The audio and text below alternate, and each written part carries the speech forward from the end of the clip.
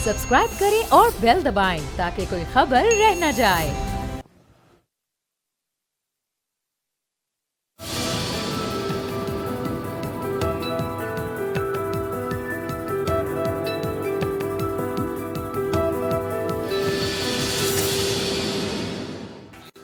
अस्सलाम वालेकुम व्यूअर्स, मैं हूं आपके साथ अमीर अब्बास और आप देख रहे हैं तब्दीली। मेरे साथ मौजूद हैं मुफ्ती अब्दुल शकूर साहब, ऑनरेबल रुकन असम्बली जमीयत उलमा इस्लाम फजलुर रहमान ग्रुप से, तैमूर तालपुर साहब, सूबाई वजीर सिंध से पाकिस्तान पीपल्स पार्टी के ऑनरेबल मेंबर, और फ़ारूक हबीब साहब पार्लिमानी सेक्रेटरी हैं, रुकन कौमी असम्बली हैं, पाकिस्तान तहरीक इंसाफ के ऑनरेबल मेंबर हमें ज्वाइन कर रहे हैं वीडियो लिंक पे। फ़ारूक हबीब साहब, आपका भी बहुत शुक्रिया। इस्तीफ़ों से ही बात को शुरू करते हैं। तैमूर तालपुर साहब, मौलाना साहब भी देना चाहते थे इस्तीफा, नून लीग भी इस्तीफे देना चाहती थी। ये पीपल्स पार्टी है जिसने इस्तीफों में आके रखना डाला शायद, और पीपल्स पार्टी ने कमजोर कर दिया पीडीएम के इस इत्तेहाद को इस्तीफों के मामले पर। बिस्मिल्लाहिर्रहमानिर्रहीम। मैं समझता हूं कि पाकिस्तान पीपल्स पार्टी ने कमजोर नहीं बल्कि ज्यादा मजबूत किया है पीडीएम को और हमारे इत्तेहाद को, और इंशाअल्लाह ताला करते रहेंगे। 100 रन रखें। गाली हुकूमत ने बहुत से अलग अलग हरकतें की, गिरी हुई हरकतें की कराची में होटल में, जो वो भी आपके सामने है, पर हम अपनी बात पर अटे हुए हैं। पीपल्स पार्टी एक बहुत बड़ी जमात है। पीपल्स पार्टी की लीडरशिप बहुत सीनियर लीडरशिप है। आसिफ अली जरदारी साहब का जो एक्सपीरियंस है, जिस तरह से उन्हें जनरल मुशर्रफ को वर्दी समेत प्रेसिडेंसी से हटाया था, जिस तरह से मक्खन से बाल निकलता है, तो उनकी एडवाइस को मौलाना फजल रहमान साहब अच्छा समझते हैं, उनकी बात मानते हैं। उसी तरह से मरियम नवाज साहब अभी चेयरमैन बिलावल की बातों पे अमल दरामद करती है, उनमें वजन समझती हैं। तो उसी तरह से हमने एक अच्छी एडवाइस दी थी। अच्छा, जो उन्होंने, जैसे आप जरदारी साहब की मुख्तलिफ तारीफें फरमा रहे हैं, जरदारी साहब की एक तारीफ ये भी की जाती है कि वो मुफाहमत के बादशाह उनको कहा जाता है, कि वो मुश्किल से मुश्किल सूरत हाल में भी ऐसा कोई कॉम्प्रोमाइज की सिचुएशन बनाते हैं कि वो कामयाबी से बाहर निकल आते हैं। तो ये जरदारी साहब ने कोई मुफाहमत तो नहीं कर ली इस सारे खेल में? बिल्कुल की है ना मुफाहमत। जरदारी से मुफाहमत की है, मौलाना साहब के साथ मुफाहमत की है, उन्होंने नून लीग की क़यादत के साथ मुफाहमत की है, उन्होंने हमेशा सियासी मुफाहमत की है और उसके लिए मशहूर है, पर उन्होंने कभी डिक्टेटर्स के साथ और सेलेक्टर्स के साथ मुफाहमत नहीं की। सियासी इंसान है, सियासी आदमी है, बहुत सियासी कदबुत रखते हैं और उसका इस्तेमाल सियासत में पॉजिटिवली करते हैं। पीपल्स पार्टी के लिए शुरू से ये लोग कह रहे थे कि वो 10 दिन या 20 दिन नहीं रुकेगी, महीना नहीं गुजरेगी, पर आपने देखा जिस तरह से ये तीनों जमायतें, बल्कि 11 जमायतें इकट्ठी हैं, वो एक मिसाल है। राइट।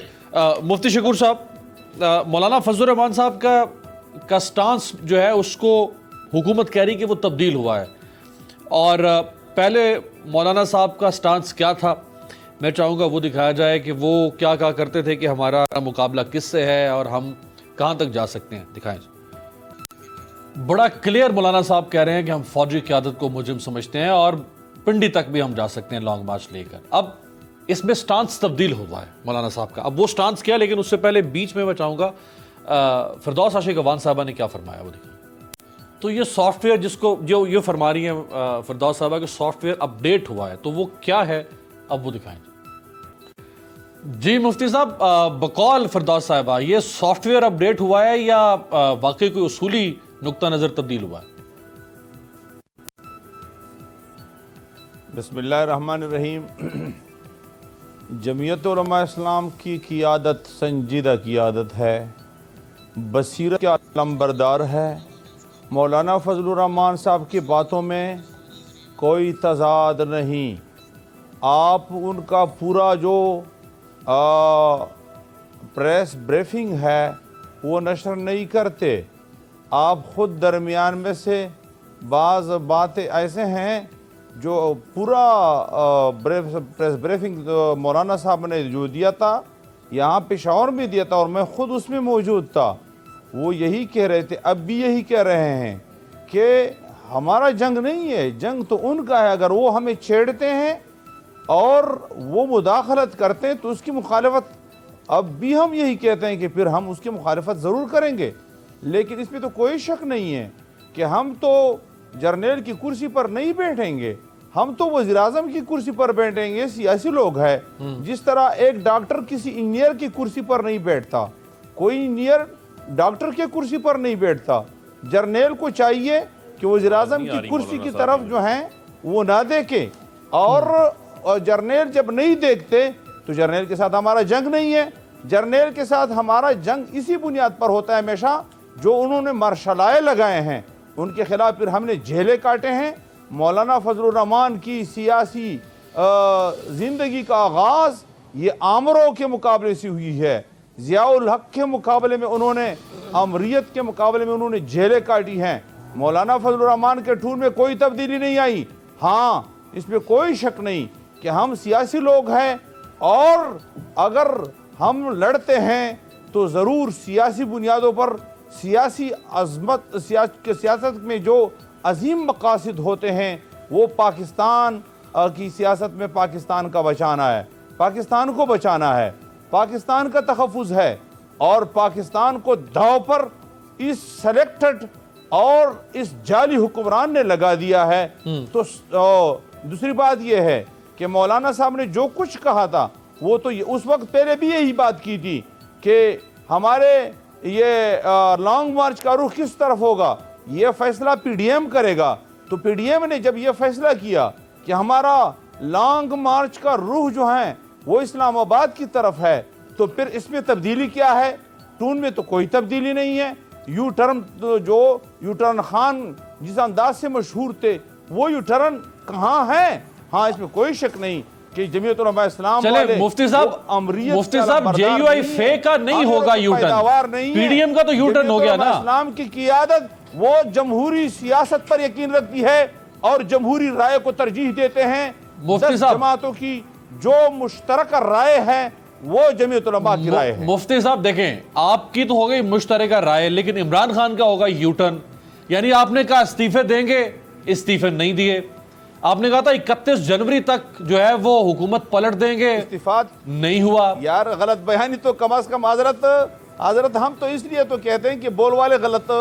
अच्छा, आपने नहीं कहा था इस्तीफे देंगे? अच्छा, ये बोल वालों ने कहा था कि आप इस्तीफे देंगे? कब? हमने कब कहा है कि इस्तीफा नहीं देंगे? हमने कब कहा है कि इस्तीफा नहीं देंगे? इस्तीफा अब भी ऑप्शन अब मौजूद है। इस्तीफा का जो बयानिया है पीडीएम का, उस बयानिया को ले लें। उसमें लॉन्ग मार्च भी है, उसमें इस्तीफा भी है। अच्छा, मुख्तलिफ चीजें हैं। मुफ्ती साहब, तो क्या इस्तीफा से हम दस्तबरदार हुए हैं? मुफ्ती साहब 2.5 साल हमने तारीख 2.5 साल देखे, ये तो मुफ्ती साहब 2.5 साल इस्तीफा जमा करेंगे। 2.5 साल गुजर गए मुफ्ती साहब। देखिए, मुफ्ती साहब 2.5 साल गुजर गए, 2.5 साल गुजर गए, आप आगे 2.5 साल चलाते रहे। क्या हमने तो नहीं कहा था कि हम इस्तीफा वापस ले रहे हैं? हम तो देंगे, इस्तीफा के ऑप्शन मौजूद है। गलत फहमी, लोगों को गलत फहमी में मुब्तला ना करे। कम अज कम पीडीएम ने अब तक ये ऐलान नहीं किया था कि फलां तारीख को हम स्पीकर के सामने इस्तीफा जमा करेंगे। जो तारीख मुकर्रर किया था कि क़ियादत के पास जमा होगी, वो जमा हुए हैं, और जब मौका आएगी और पीडीएम की क़ियादत फैसला करे तो इंशाल्लाह उस वक्त हमारी इस्तीफा हाजिर है। राइट जी। फारूक हबीब साहब, आप जो ओपन बैलेटिंग करवाना चाह रहे थे, यानी सीक्रेट बैलेटिंग के खिलाफ जाके और शो ऑफ हैंड से, पहले आपने ऑप्शन इस्तेमाल किया सुप्रीम कोर्ट का। सुप्रीम कोर्ट से अभी तक कोई जवाब नहीं आया आपके हक में उस तरह से, यानी जो इंटरप्रिटेशन करनी थी सुप्रीम कोर्ट ने। फिर आपने कहा कि हम कानून साजी करेंगे, कानून साजी भी होती आपको नजर नहीं आई। अब आप कह रहे हैं हम ऑर्डिनेंस लेकर आएंगे।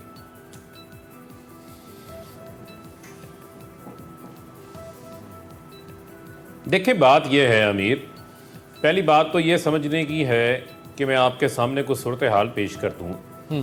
देखें, इस मुल्क के साथ हुआ क्या है। इस मुल्क के साथ ये हुआ है कि हर बंदे ने यहाँ पर आकर अपने अपने मफाद को जो है वो तरजीह दी है।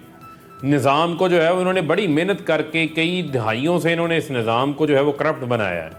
आप देखें कि जब से 85 के गैर जमाती इलेक्शन हुए और उसकी पैदावार नवाज शरीफ बन के सामने आए, उन्होंने इस मुल्क के तमाम निज़ाम को सियासत में पैसा लेकर आए, लोगों को करप्ट बनाया। अब इसी तरीके से आप देखें कि सेनेट के इंतखाबात में मिसाके जमहूरियत के अंदर इन्होंने लिखा हुआ है, दोनों जमातों ने, जिसपे पीपल्स पार्टी नून लीग वालों ने साइन किए हुए हैं कि इंतखाबात जो हैं वो ओपन एंड ट्रेसेबल बैलेट के जरिए होंगे। ये तो 2007-8 की बात हो गई। ये हालिया पिछले साल एहसन इकबाल ने बयान दिया कि हम ओपन एंड ट्रेसेबल बैलेट करवाएंगे। 2015 में नवाज शरीफ ने बयान दिया हम ओपन एंड ट्रेसेबल बैलेट करवाएंगे। जब आईनी तरमीम पेश करते हैं तो असम्बली को इन्होंने कानून साज असम्बली को पहलवान साजी का अखाड़ा बना दिया। इन्होंने पकड़ के स्पीकर के ऊपर हमला शुरू कर दिए, असम्बली की कार्रवाई को आगे नहीं चलने दिया, उस मुस्बत बहस के अंदर इन्होंने हिस्सा नहीं लिया। ये चाहते क्या हैं? ये चाहते ये हैं, एक तरफ पीडीएम कहती है कि हमारी स्ट्रगल सो कॉल्ड साफ और शफाफ इंतखाबात के लिए, और जब साफ और शफाफ इंतखाबात के लिए, हॉर्स ट्रेडिंग को रोकने के लिए, ये ज़मीरों के सौदागरों को रोकने के लिए, सेनेट के इंतखाबात में पैसे को रोकने के लिए, धांधली को रोकने के लिए जब हुकूमत एक तरमीम लेकर आती है, उस तरमीम में क्या है यही देखा जा सकता है ना कि कौन से मेंबर ने किसको वोट डाला ताकि खरीदो फरोख्त के बाजार को रोका जा सके।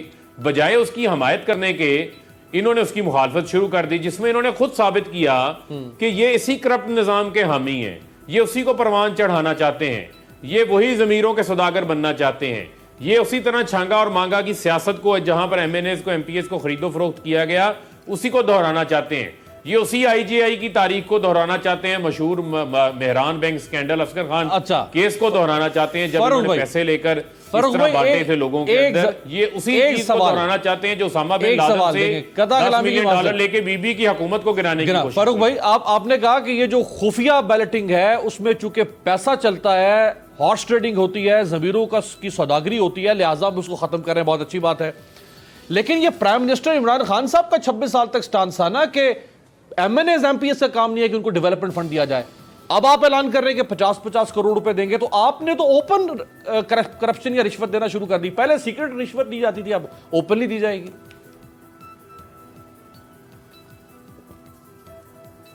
नहीं, देखें उसको इस अंदाज से ना पेश किया जाए। बुनियादी चीज ये है कि पाकिस्तान का आइन क्या कहता है। पाकिस्तान का आइन ये कहता है कि रियासत की जिम्मेदारी है कि उसने बुनियादी ज़रूरियात जिसमें सेहत है, तालीम है, इंफ्रास्ट्रक्चर है, सीवरेज सैनिटेशन का निज़ाम है, पीने का साफ़ पानी है, वो अपनी आवाम को मुहैया करना है। आपकी इतला के लिए मैं ये भी अर्ज़ करता चलूँ कि सस्टेनेबल डेवलपमेंट गोल्स 2015 यूएन की करारदाद है जिसका पाकिस्तान सिग्नेटरी है, और उसी करारदाद को 2016 में जब मुस्लिम लीग नवाज़ की हुकूमत थी हमारी कौमी असम्बली ने अडॉप्ट किया। ये जितने फंड्स हैं जो आप 50 करोड़ की बात कर रहे हैं, 50 करोड़ रुपये वाला तो मामला ही नहीं है।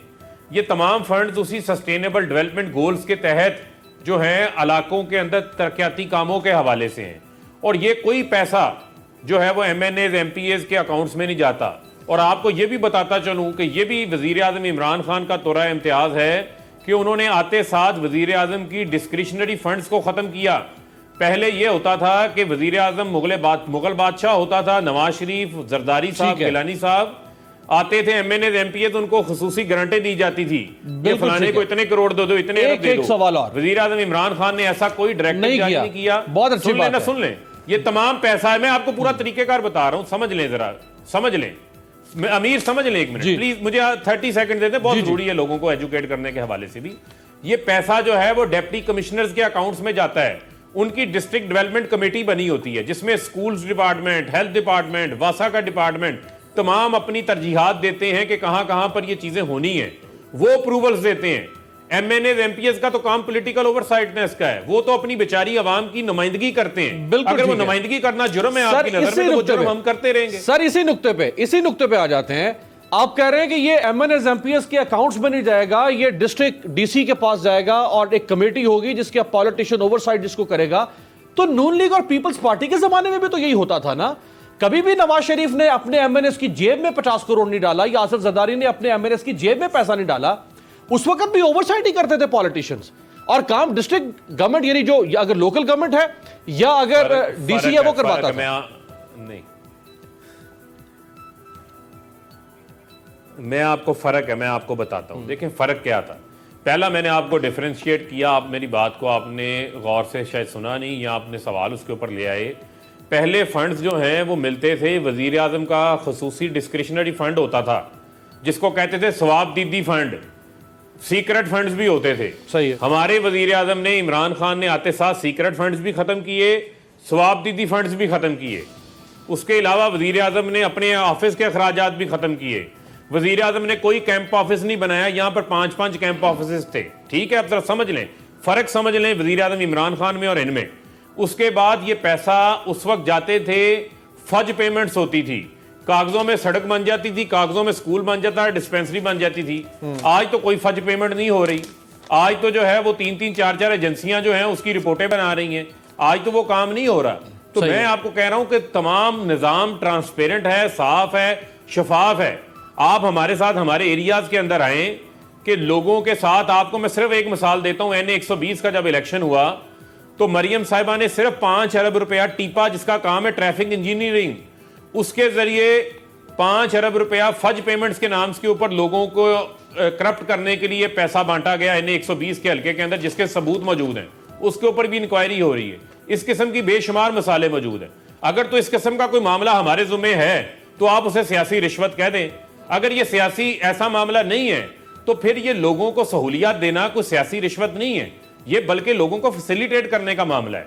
हम आवाम को फैसिलिटेट कर रहे हैं। अगर किसी के घर के आगे सीवरेज का पानी खड़ा है तो अगर वो पाइपलाइन चेंज होने से उसका इलाका साफ हो जाता है तो सफाई निस्फ़ मान है।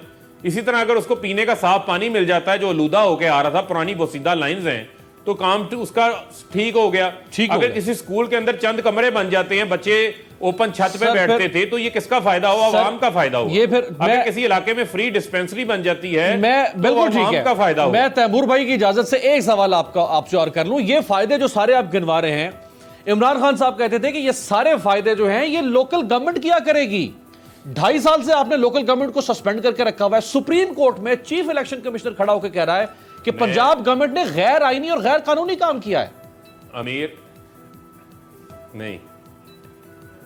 अमीर साहब सुन लें, जरा गुजारिश सुन लें। देखें, हम हमेशा तस्वीर का एक रुख देखते हैं, दूसरा रुख नहीं देखते। जो बात अदालत में हुई मोअज़्ज़ज़ जज साहब ने की, मैं उसके ऊपर कमेंट नहीं करूंगा। लेकिन आपको समझने की जरूरत यह है कि पिछला 1 साल तो हमारा जो है वो कोरोना के दौरान गुजर गया। इस मौजूदा हुकूमत ने आते साथ जो है वो बेहतरीन लोकल गवर्नमेंट का निज़ाम लेकर आए हैं और डायरेक्ट इलेक्शन होने जा रहा है। आपको पता है लोकल गवर्नमेंट्स के अंदर आपका ताल्लुक भी झंग से। आपको पता है कि काउंसलर, चेयरमैन, वाइस चेयरमैनों की मंडियां लगती थी जो जिला नाज़म बनता था। पैसे खरीदते थे, किसी को मोटरसाइकिल पे खरीद लिया, किसी को गाड़ी पे खरीद लिया, किसी को लाखों रुपए के अंदर उसका वोट खरीद लिया। सही। अब आपका डिस्ट्रिक्ट के लेवल के ऊपर डायरेक्ट इलेक्शन होगा। आम वोटर जो जितने भी जिले के वोटर होंगे वो उनको मुंतखब करेंगे। तमाम इख्तियारात दिए। शहबाज शरीफ का जो निज़ाम था, उनके अपने मेंबरान असेंबली से आप पूछें, टूथलेस निज़ाम था, कोई इख्तियार नहीं था। डिक्टेटर आला ने तमाम इख्तियारात अपने पास रखे हुए थे। वो किसी भी जिले के नाज़म को, तालुका के चेयरमैन को अपनी एक पेन के स्ट्रोक से घर भेज सकता था। इस बात पे आप इत्तेफाक करता हूं कि वो निज़ाम को, वो तो एक बराए नाम निज़ाम था। आप सही फरमा रहे हैं। हमने उस निज़ाम को चेंज किया। मजबूत लोकल बॉडी लेकर आ रहे हैं। इस साल जुलाई के अंदर उसका शेड्यूल आ गया है। मेरे पास इंतखाबात होंगे और सर वो शेड्यूल काम लोकल गवर्नमेंट्स के जरिए होंगे, जो मेरे वफाक के जुम्मे काम होंगे। मेरे पास इतने जिम्मी सवाल है कि मैं आपके साथ 4-5 तो 1-on-1 शो इसी की बात पे कर सकता था, लेकिन बाकी 2 गेस्ट भी मौजूद है। तैमूर तालपुर साहब, 4 दफा पाकिस्तान पीपल्स पार्टी आई है बरसर इक़्तिदार मरकज में, और 4 दफा से ज्यादा सिंध में आ चुकी है। जो फारूक साहब फरमा रहे थे, ये जो फंड्स की डिस्ट्रीब्यूशन है, यानी जो फेडरल गवर्नमेंट फंड्स देती है MNAs MPS को डेवलपमेंट के नाम के ऊपर, उसका तरीकाकार जो भी हो, लेकिन हर दौर में दिए जाते रहे, ये इसी तरह से आप लोग दिया करते थे या कोई मुख्तलिफ तरीका था जो अभी फारूक साहब बता रहे हैं कि जो तरीका ये इनकी हुकूमत अडॉप्ट कर रही है? जी बिल्कुल यही तरीका था जो सदियों से चलता आ रहा है, जिसके बारे में खान साहब कहते थे कि ये गलत है, ये सियासी करप्शन है। वही तरीका चलता आ रहा है और अल्हम्दुलिल्लाह उसी तरीके को खान साहब आगे चलाते हुए आ रहे हैं। पर इसमें मैं थोड़ा आपको बता दूं, जो बेवकूफ बना रहे हैं अपने MNAs MPs का, कोई किसी को 50 करोड़ नहीं मिलना। पहली बात, ये सिर्फ उनको रिश्वत दी जा रही है ताकि इसके आसरे में वो कोई अपना वोट इधर उधर ना कर दे। ये बहुत बड़ी गेम खेली है खान साहब वालों। मैं समझता था कोई अकलमंदी का काम नहीं करते, पर इस बार उन्होंने पहली बार कोई अकलमंदी का काम किया है। बेवकूफाना तरीके से इनका उल्लू बनाना चाहते हैं अपने मेंबर्स का, और वो समझते हैं कि उल्लू बन जाएंगे। खैर अल्लाह करे होस्ट ट्रेडिंग ना हो, हम यही दुआ करते हैं। पहली बात। दूसरी बात, मेरे भाई बड़ा बार बार एक्सप्लेन करके बता रहा था कि ये पैसे कितने जरूरी हैं और ये कहाँ पानी और कचरा साफ करने में इस्तेमाल होंगे। तो हम समझ सकते हैं कचरा 50 करोड़ से कैसे साफ होगा और पानी कैसे साफ होगा 50 करोड़ से। और अगर इतनी ही सस्टेनेबल डेवलपमेंट गोल्स के लिए जरूरत है तो भाई सबको दे दो ना। आप पीपल्स पार्टी को भी दे दो, नून लीग के भी दे दो, JUI को भी दे दो, बाकी जो आजाद आपके मेंबरान आए हुए हैं उनको भी दे दो, जो आपके कोलिशन पार्टनर्स आपको छोड़ के चले गए नेशनल, उनको भी दे दें। फिर क्यों नहीं दे रहे? सबसे बड़ा अलमिया ये है कि इन्होंने जितनी बातें की उन सबका यूटर्न तो सही लफ्ज ही नहीं है, राउंड अबाउट बना दिया गोल घूमने का। जिन्होंने कहा कि हम कभी लोन नहीं लेंगे, खुदकुशी कर लेंगे, लोन नहीं लेंगे, वो शख्स सबसे बड़ा भिखारी बना इस दुनिया का, इस मुल्क को के साथ जो उन्होंने हाल कर दिया भीख मांग मांग के। ये बात अच्छा, करते ये लोग जो लोन की बात आप फरमा रहे हैं, मदद से एक ब्रेक लेता हूं, ब्रेक के बाद वापस यहीं से आपसे शुरू करूंगा जो आपने लोन की बात फरमाई। इस वक्त लोन कितना हो चुका हुआ है हर पाकिस्तानी पर? ब्रेक के बाद।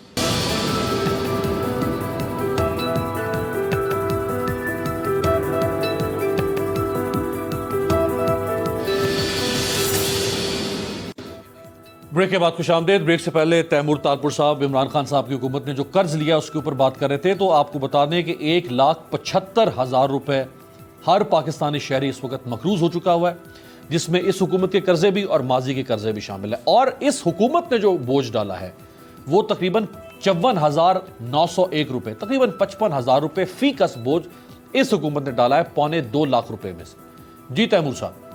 जी, तो ये जब आए थे ना, इन्होंने कहा कि पिछले 70 साल में करप्शन हुई है। मेरे भाई 70 साल में इस मुल्क का जो खसारा था वो 23 ट्रिलियन था। वो 23 ट्रिलियन 70 साल में हमने करप्शन की या नाअहली की या बेवकूफ़ी की, जो भी की, अल्लाह इनको कोई अकल दे। इन लोगों ने 3 साल से पहले तकरीबन 2.5 साल में 38 ट्रिलियन पर ले गए हैं। तो जो 70 साल में करप्शन हुई थी वो तो 2-2.5 साल में उनसे ज्यादा गए लोग। ये करप्शन की बात करते थे। और इन फिगर से अगर किसी को ये बात समझ नहीं आती तो देख लो ट्रांसपेरेंसी इंटरनेशनल ने क्या किया। इन्होंने कहा ये आके करप्शन खत्म करेंगे, पर ये पहले 117वें नंबर से मोस्ट करप्ट नेशंस में से ले गए 120 पे, अकॉर्डिंग टू ट्रांसपेरेंसी इंटरनेशनल। मैं झूठ बोल दूंगा, मौलाना साहब झूठ बोल देंगे, नून लीग वाले झूठे, हम सब ट्रांसपेरेंसी इंटरनेशनल भी झूठी है, जिसको पूरी दुनिया ट्रस्ट करती है। दुनिया का हर ममालिक उसको ट्रस्ट करता है। 120 पे ले आई थी 1 साल में। अभी लेटेस्ट रिकॉर्ड आपके सामने आ गया, 120 से 124 वर्स्ट करप्ट नेशंस। तो ये जो बीआरटी कर रही है, मालम जब्बा में जो हो रहा है, ये सब यहीं पर आपके सामने आ रहा है ना कि कौन करप्ट है और कौन करप्ट नहीं है। ये जो कहते थे कि हम प्रोटोकॉल नहीं उठाएंगे, वो प्राइम मिनिस्टर कहता मैं साइकिल पे जाऊंगा पीएम हाउस, वो तो हेलीकॉप्टर से नहीं उतरता। उनकी सवारी सिर्फ और सिर्फ हेलीकॉप्टर है। और वीडियो शायद आपने देखी होगी, मैंने अपने ट्वीट की थी, वो कुत्ते वाली गवर्नर हाउस की गाड़ी प्रोटोकॉल के साथ कुत्तों को घुमा रही है। तो ये तो खाना खराब ये लोग कर रहे हैं ना जान के, कौन सी चीज है। उन्होंने कहा लेकिन वो गवर्नर साहब ने जो वजारत दी, उन्होंने कहा आपने गलत काम किया है, आपने बड़ा अनसिविलाइज्ड हरकत आपने की। उनकी फैमिली उस गाड़ी में मौजूद थी और आपने उनकी तस्वीरें और वीडियोस बना के और आप उसको वायरल कर रहे हैं पॉलिटिक्स के लिए। देखें जी, हमें टालपुर खानदानी लोग हैं, हमें माँ बहन की इज्जत करनी आती है, हमें माँ बाप के सिखाते हैं। अगर मेरी बहन उस गाड़ी में होती तो वीडियो बनाने की तो बहुत दूर की बात है, एक पलक मुड़ के देखते भी हम लेफ्ट साइड पर कि गाड़ी में फैमिली हमारे भाई की बैठी हुई है। सियासत अपनी जगह पर है, गिरे हुए हम लोग नहीं है। ये पीटीआई वालों का काम है, ये लोगों की माँ और बहनों पर तनकीदें करते हैं। उसमें सिर्फ कुत्ता ही था, आपको यकीन है सिर्फ कुत्ता ही था उसमें? सर मैंने 2 बार गाड़ी ओवरटेक करके खिड़की उतार के देखा है, कुछ भी नहीं था।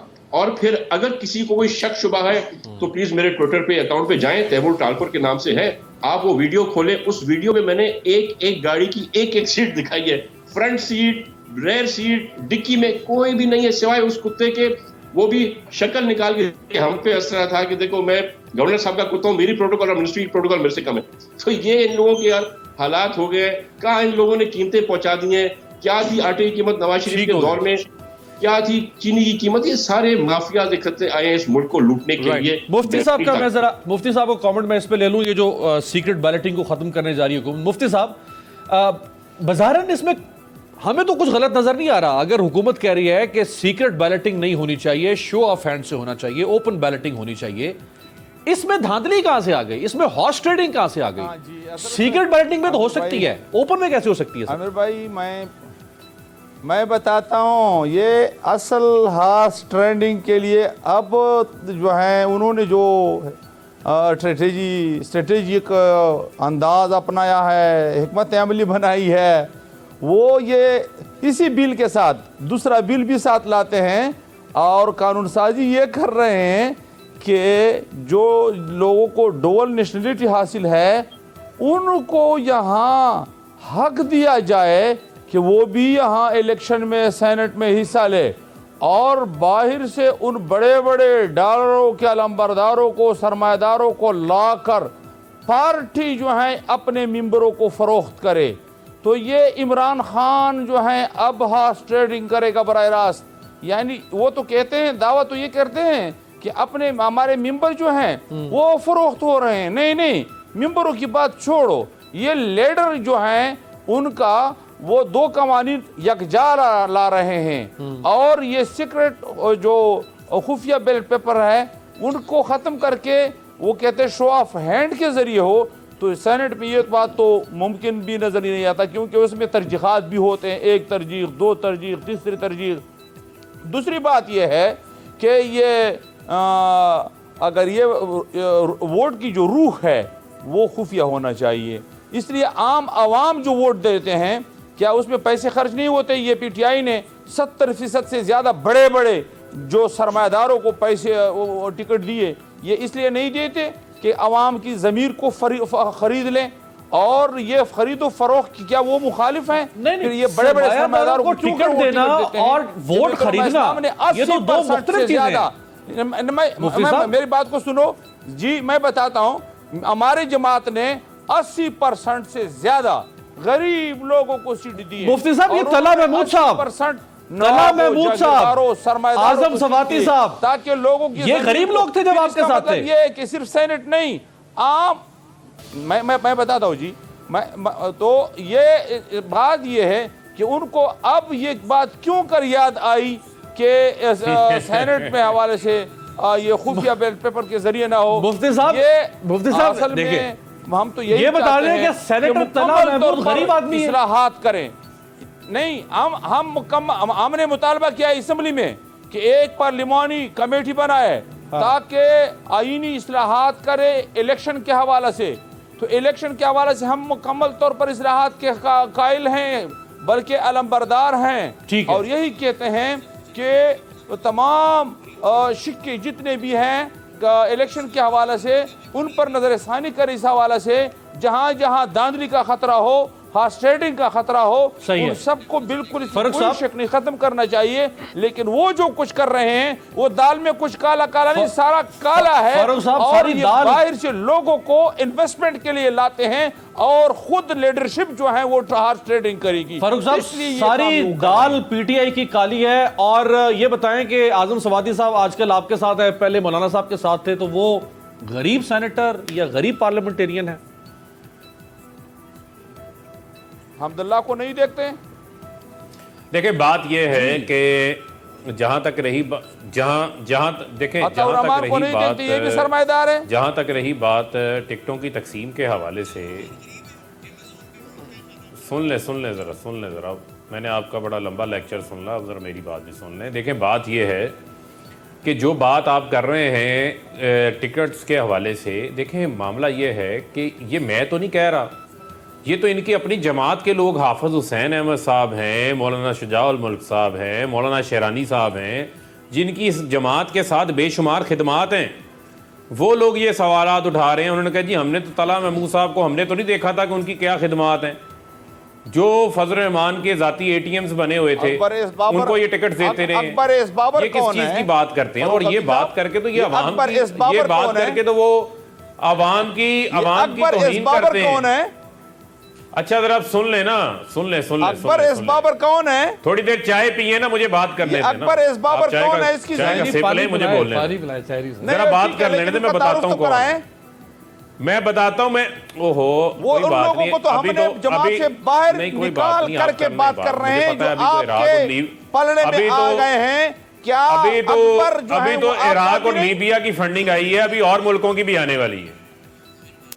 कोई बात नहीं, आप अपने हलवे की रसीदें निकाल के रखें, सीधा तो बाद में मिलेगा आपको, पहले हलवे का हिसाब आए हैं, मुशीर भी आए, फंडिंग तो बाद की बात है, बाहर से वुमेन भी आए हैं आपके। आप तो वो लोग हैं कि फॉरेन फंडिंग नहीं, फॉरेन वुमेन भी, foreign women, foreign minister, foreign वजीर, आपका रवैया ये बता रहा है कि आपको सच बुरा लग रहा है। ये फॉरेन, आप भी फॉरेन के हवाले से किसी को आर दिलाते हैं, हमें शर्म करनी चाहिए। मुफ्ती साहब, यही आपके खिलाफ दरख्वास्त दिखा रहे हैं। अमीर बास का आपका जलसा नहीं है। मुफ्ती साहब, ये फरूख हबीब साहब ही आपके मुजरिम हैं, यही केस ले गए मौलाना साहब के खिलाफ फॉरेन फंडिंग का। आ रहे हैं, उसकी फौजें नहीं देखते। मुफ्ती साहब, ये फरूख हबीब साहब बैठे हैं अपने मदरसे में, नहीं बैठे, बात कर रहे हैं। सुन ले, आपकी सारी पार्टी गदागरी का नाम है, आपकी पार्टी अच्छा, हजारों सुन लेना, लोगों सुन के लेना। पैसे जो है वो तजौरिया भर के मुफ्ती इमरान खान साहब, के घर में अमीर गोलियां बात जाती आपने हैं, ऐसे वो शो नहीं करना है तो मुझे मुफ्ती साहब- समझ नहीं आती कैसे हो। मुफ्ती साहब ये फरूख हबीब नहीं, साहब नहीं, आपके खिलाफ गलत दरख्वास्त बात गुजार ना हैं। करो, भाई, गलत यही बात ना आपका करो, पार्टी गलत बात फंडिंग कर- केस लेकर गए जब हैं। आप गलत बात करते हैं उनके तो पास- दरमियान में जरूर हम आपकी इस्लाह मुफ्ती- फरमाएंगे। अच्छा चले, मैं यही एक ब्रेक लेता हूँ नहीं, फरूख भाई, हबीब यही साहब गलत- यही ब्रेक लेता हूँ आपकी इजाजत से, वापस आता हूँ फरूख हबीब साहब के पास, यहीं से ब्रेक के बाद वापस आते हैं इसी मामले में।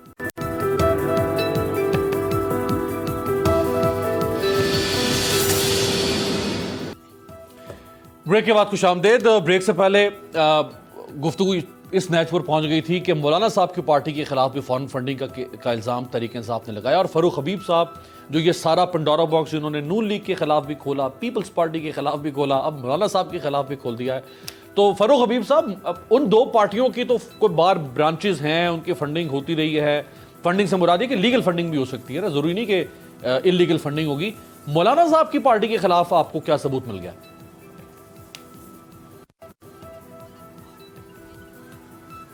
देखिए, बात यह है कि मैं तो आपके चैनल में आके इनकी ही पार्टी के लोगों ने आके इंकशाफात किए हैं। इसमें हाफिज हुसैन अहमद साहब हैं, आप जाएं, आज भी जाएं, पेशावर के अंदर जो इनका मरकज है, उस मरकज की जो इफ्तिताई तख्ती है उस पर लिखा हुआ है कि ये फंड जो है वो मोमर कज़ाफ़ी ने फराहम किए हैं। मुझे ये बताएं, पहले जो ये जो लॉन्ग मार्चेस होते हैं और सुन लेना, नहीं नहीं नहीं लोग नहीं है, छोड़ें, अब आपके लोग हैं, आपके साथ रहे हैं, आपके साथ रहे हैं। हमने उनकी रुकनियत खत्म कर नहीं नहीं, अब आपको फॉरेन फंडिंग से जो है वो बात नहीं हो गई है, कोई बात नहीं, मुझे पता है। जरा आप सुने जरा इस बात पार्टी से निकाल दिए, रुकनियत खत्म कर दी। अमीर अब्बास साहब इनकी जरा यहाँ तो आवाज बंद करें या इनको चुप करा दें। बाबर जैसे मुझे बोलने देना जरा, चूंकि मुझसे बहुत दूर है तो मैं अब बार बार ऐसे तो शो कर नहीं नहीं हो पा रहा। नहीं फरूख हबीब साहब गलत बयान ही ना करें, बस आप अच्छे वो आदमी तो हैं, सर, गलत बयान ही ना आप करें। अगर अकबर बाबर का नहीं, नाम आप ले रहे हैं चाहते तो उनको भी नाम लेने आप देना। जलसा करें, आप जलसा करें। मुफ्ती साहब देखें, मुफ्ती साहब एक देख, नहीं, मुफ्ती साहब एक आप लम्हे के लिए जलसा के करें। दरमियान में आप नहीं जलसा बोला, करें, कोई गलत बात बयान ही ना करें, मुफ्ती बिल्कुल साहब, गलत मुफ्ती बयान ही ना साहब, करें, सच सच मुफ्ती बोले, साहब, करी करी बातें मुफ्ती करे, साहब, सच मुफ्ती बोले, साहब, मैं तो- बिल्कुल मैं दरमियान में मुफ्ती साहब, मुदाखलत नहीं करूंगा। मुफ्ती साहब, लेकिन मैं गलत अगर- बात कोई हम बात बर्दाश्त नहीं, नहीं कोई कर सकते, हम मुफ्ती पिटिया साहब, हुआ बिल्कुल नहीं सही है। है। आपने हम जवाब गलत बात इलेक्शन बर्दाश्त कमीशन में नहीं देना कर आके कोई सकते। बात नहीं। मुफ्ती साहब आप दोनों गलत कह सकते हैं, मैं गलत नहीं कह रहा। तख्ती का और जवाब लम्हे देना, के लिए। जो तख्ती लगी है पेशावर में। फरूख भाई यहाँ एक लम्हे के भी लिए, देते हैं। फरूख भाई, मुफ्ती हम साहब हर मैदान में आपका तख्ती लेना। तलाबीब तक, व्हाइट हाउस तक आपके अरे, पेशावर जो तख्ती लगी है वो देखें। मुफ्ती साहब एक लम्हे के लिए, मुफ्ती साहब अगर फरूख हबीब साहब हाफिज हुसैन मोदी से जो पैसे लिए हैं, इसराइल से गोल्डस्मिथ से जो पैसे लिए हैं, उनका हिसाब भी लेंगे इंशाल्लाह। मुफ्ती साहब अगर फरूख हबीब साहब हाफिज हुसैन अहमद का कोई नाम पैसा नहीं लिया। एक लम्हे के लिए, फरूख भाई एक लम्हे के लिए, मुफ्ती साहब अगर फरूख फरूख- हबीब साहब हाफिज हुसैन अहमद साहब अब जमीयत का नहीं विकीलीक्स है, में तो आप वो लोगों का जमीयत नाम से आया बाहर ना। का बंदा है, जमीयत से निकाला गया है। मुफ्ती वो उस साहब- बंदे का बात करें जो जमीयत के अंदर हो और जमीयत पर इल्जाम लगाए। तो मुफ्ती उनका साहब हक एक- बनता चलिए, आप है। अपने अकाउंट बाहर का के हिसाब लोग दे देना। इल्जामात मुफ्ती लगाते साहब हैं। एक मिनट, मुफ्ती साहब एक फरूख भाई एक आपकी फैसला इजाजत करते से ना। एक सवाल, या फरूख भाई, फैसला करते हैं, फरूख भाई फैसला करते हैं, एक प्लीज फैसला करते हैं। एक सवाल, फरूख भाई एक सवाल। देखिए मुफ्ती साहब, अगर उन्होंने हाफिज हुसैन अहमद साहब का नाम लिया, आपने कहा कि वो तो मेरी पार्टी में नहीं है, तो आप अकबर बाबर का नाम ले रहे हैं कि अकबर बाबर पीटीआई में है? बिल्कुल, मैं अकबर नहीं, बाबर मैं भी तो बताता पीटीआई हूं। में नहीं है ना, मेरी- एक ही उसूल मुख्तसर रखे ना। सुन ले। हाफिज हुसैन अहमद जब तक हमारे पार्टी में थे, उन्होंने इल्जाम क्यों कर नहीं लगाया था? जब पार्टी से निकाल दिए गए उसके बाद इल्जाम तो लगाते अकबर हैं। बाबर भी तो जब निकाल दिया गया पार्टी ना। के अंदर थे वो क्यों कर चुप सादा ली थी अकबर उन्होंने। बाबर भी तो निकाल वो- दिया गया ना वो मुफ्ती पार्टी साहब। का हिस्सा नहीं तो अगर आपके लिए अकबर बाबर, वो हमारे अपने बंदे मुफ्ती नहीं, वो साहब पराए- अगर वो आपके लिए पराए हैं, वो अकबर आपके हैं। बाबर कोट करने के काबिल है, अगर आपके लिए, तो उनके लिए हाफिज हुसैन अहमद साहब भी कोट करने के काबिल होंगे ना। एक ही हम पैमाना यही रखें कहते ना। हैं कि अगर अकबर के सामने तो वो अदालत के जाते हैं कि अकबर को हम जो है मालूमात तक नहीं देते और अपने जो है वो अकाउंट छुपाते हैं, और साथ रिट जो है उन्होंने रिट पिटीशन दायर की है, इन अदालत से लिए हैं। ये इमरान खान इदारों का तो चैंपियन है इस हवाले से। चले उनको जवाब तो देने देना। फरूख साहब को छुपाता है भाई, फरूख साहब दरख्वास्त गुजार हैं, उनको उनके पास कोई जवाब होगा ना, गलत होगा भले, लेकिन जवाब तो देने दें। जी फरूख भाई, अकबर ने साबित किया था कि जब वो बात कर रहे थे उस वक्त वो भी देखिए, ट्रेन बात के ये अंदर है था। कि मैंने आपको हाफिज कहा हुसैन अहमद कि जो अपना इनका- जाहिर है, जवाब तो देने दोनों दें में बहुत उनको। बड़ा फर्क है। बड़ा फर्क होगा, लेकिन जवाब तो देने दें उन्हें। जी ठीक है। जवाब दे, लेकिन गलत जवाब ना दे, सही जवाब दे। देखें बात यह है कि इन्होंने आकर ये जितनी मर्जी यहां पर तकरीर कर लें उसका कोई फायदा नहीं है। इनको 24 फरवरी को नोटिस जारी हुआ है, सीधे आके जमा करवा दें, बता दें उसके जराए क्या हैं, उस चंदे की रसीद आके जमा करवा दें, पता चल जाएगा कितना पैसा कश्मीर कमेटियों से लूटा है इन्होंने, कितना पैसा इन्होंने ठेकों से कमीशन लेकर खाया है, कितना पैसा इराक से, लीबिया से और मुल्कों से आया है। ये तमाम तर चीजें सामने आ जाएंगी और इनकी तो विजिबल है ना, तख्ती लगी हुई है पेशावर के मरकज के ऊपर, पेशावर के मरकज के ऊपर तख्ती लगी हुई है। वो तख्ती जो है वो अब इनके लिए फॉरेन फंडिंग की मोहर लग गई है। उस फॉरेन फंडिंग और कोई अपने ऊपर से नहीं हटा सकते। ये बताएं ना, ये विकीलीक्स में आया था कि वो जो कहते हैं हम किसी औरत के सामने नहीं जाते, एन पैटरसन से मिन्नत समाजत कर रहे थे कि मैं अमेरिका की गुलामी करने के लिए तैयार हूं। बिल्कुल ने कहा मैं अमेरिका के जूते पॉलिश करूंगा, जो जूते पॉलिश करने के लिए तैयार थे वो विकीलीक्स के अंदर आया हुआ है। क्या बातें आप करते हैं? बिल्कुल आप मुशर्रफ की गोद में बैठे हुए थे, आप मुशर्रफ की गोद में बैठे हुए थे, मुशर्रफ की बगल में बैठे हुए थे, वो डिक्टेटर नहीं था जो डिक्टेटर की वर्दी पहन के बैठा हुआ था। क्या बात करते हैं आप? किस मुंह से आगे बात करते हैं? करप्शन की बात ना करें। आपने तो सारी जिंदगी आपकी जमात वो जमात है जिसने पाकिस्तान बनने की मुखालफत की थी। फजलुर रहमान की औकात ये है कि उसको उसके वालिद कमरे से बाहर निकाल देते थे क्योंकि वो अपनी बात की मुखबिरी किया करता था। ये औकात है फजलुर रहमान की और आपकी। क्या बात करते हैं आप? मसूद बच्चों को लाके सड़कों के ऊपर आप जलील करते हैं, ये बात करते हैं। साहब ने आपकी बात सुनी थी, साहब आपकी बात तो सुनने का बाबर को आप इलेक्शन कमीशन में कितने सालों से जवाब नहीं देते? साहब बात तो सुनने का बस कब आप उनकी ये बात नहीं सुन सकते। उन्होंने आपकी बात सुनी है, गलत बात ना करें, गलत बात बर्दाश्त नहीं कर सकते हम। अच्छा चले जरा तालपुर साहब को, तालपुर साहब के पास नहीं कर सकते। गलत बात ना हम सुनते हैं, हम सही बात जो है तालपुर साहब सुनाएंगे, आप सही बात हमें सुनाएं। तालपुर साहब आपकी इंटरवेंशन जरूरी है इस वक्त यहाँ पे सीज फायर के लिए। तालपुर साहब जरा जल्दी से, ये कमर जमान कारा साहब ने कुछ फरमाया, चूंकि बात हो रही है सेटिंग की और शो ऑफ हैंड की, तो कारा साहब ने जो फरमाया दिखाएं। इस बिल का मकसद सिर्फ इतना है कि कल वो हॉर्स ट्रेडिंग करेंगे, जो उन्होंने फंड देने शुरू किए, जो कल हराम था आज हलाल हो गया, लेकिन ओपन बैलेट मसले का हल नहीं है, इस हुकूमत का जाना मसले का हल है। तो सर ये कारा साहब जैसे इतने सीजनल और इतने सीनियर सियासतदान वो कह रहे हैं कि सीक्रेट बैलेटिंग का ताल्लुक हुकूमत के जाने से कहां से आ गया? सीक्रेट बैलेटिंग का ताल्लुक और शो ऑफ हैंड का ताल्लुक तो उसकी प्योरिटी को इंश्योर करने से है ना, हुकूमत बीच में कहां से आ गई सर इसमें? देखिए सर, अभी आज के हालात का और पुराने हालात में बहुत फर्क है। उन्होंने एक बात बजा फरमाई कि इस मुल्क के मसले तब ही हल होंगे जब इमरान खान जैसे करप्ट और नाअहल सेलेक्टेड वजीर आजम से हमें निजात मिलेगी, उसके अलावा कोई हल नहीं है। और हम बहुत जरूरी समझते हैं कि ये शो ऑफ हैंड्स ना हो, सीक्रेट बैलेट रहे, ताकि आपको पता चले कि जो 3 साल की कारकर्दगी है इस हुकूमत में, उसका रिजल्ट क्या है। उसका रिजल्ट ये आया है कि इनके अपने MNAs, इनकी अपने MPAs, PTI के वो बैठ के किस किस्म के कमेंट्स करते हैं अपने प्राइम मिनिस्टर के बारे में, अपनी पार्टी पॉलिसीज के बारे में, अपनी मॉनेटरी पॉलिसी के बारे में क्या बात करते हैं। आपने कुछ महीने पहले वीडियो लीक हुई थी, देखी होगी, लीक क्या हुई थी, बल्कि नेशनल टेलीविजन पे आके कहा था इनके लीडर ऑफ अपोजिशन नकवी साहब ने, फिरदौस शमीम नकवी साहब ने, कि इमरान खान तुमको शर्म आनी चाहिए, कोई शर्म होती है, कोई हया होती है। तो इस तरह के बहुत से इनके मेंबरान हैं जो चाहते हैं कि अपने गुस्से का, अपनी नाराजगी का इजहार करें इनसे वोट लेकर। तो ये चपेट इनकी अपने इनको मारना चाह रहे हैं और हम चाहते हैं कि ये सब अवाम देखे। अवाम वैसे ही हम पे प्रेशर डाल के बैठी, अवाम का भी हम पे यही प्रेशर है कि भी हम इतनी महंगाई, इतनी करप्शन, इतना लूट फूट बर्दाश्त नहीं कर सकते हैं, हमारी इनसे जान छुड़ाएं। तो हम अवाम के एजेंडा पे काम कर रहे हैं, हम अवामी पार्टी हैं। जब हम कहते थे मिसाक जमहूरियत को देख लो, सीक्रेट बैलेट खत्म करके शो ऑफ हैंड्स दे दो, तो तब खान साहब बड़े बिजी थे हॉर्स ट्रेडिंग में, वोट खरीदने में। सेनेट में क्या हुआ? तो ये चाहते हैं कि कौन सा बड़ा एक मशहूर खान साहब के लिए हो गया है कि मेरा कुत्ता कुत्ता आपका कुत्ता शेरू, इस तरह से नहीं चलेगा। जो आपका पॉलिसी होगी वो सबके लिए सेम पॉलिसी होनी चाहिए। आप जल्द से जुलूस करें कोरोना में और आप कहें कि ऑपोजिशन जुलूस ना करे, इस तरह नहीं होता। आपको एक पॉलिसी मेंटेन करनी पड़ेगी, चाहे आप चाहें या खान साहब ना चाहें। उनकी मर्जी इस तरह से नहीं चल सकती, उनकी कैबिनेट में अपनी मर्जी चला सकते हैं, वो इस अवाम के ऊपर अपनी मर्जी नहीं मुसल्लत कर सकते। राइट, बहुत बहुत शुक्रिया तैमूर तालपुर साहब। फरूक खान मुफ्ती अब्दुल शकूर साहब हमारे साथ मौजूद थे। आपसे मुलाकात होगी कल। देखते रहिएगा तब्दीली।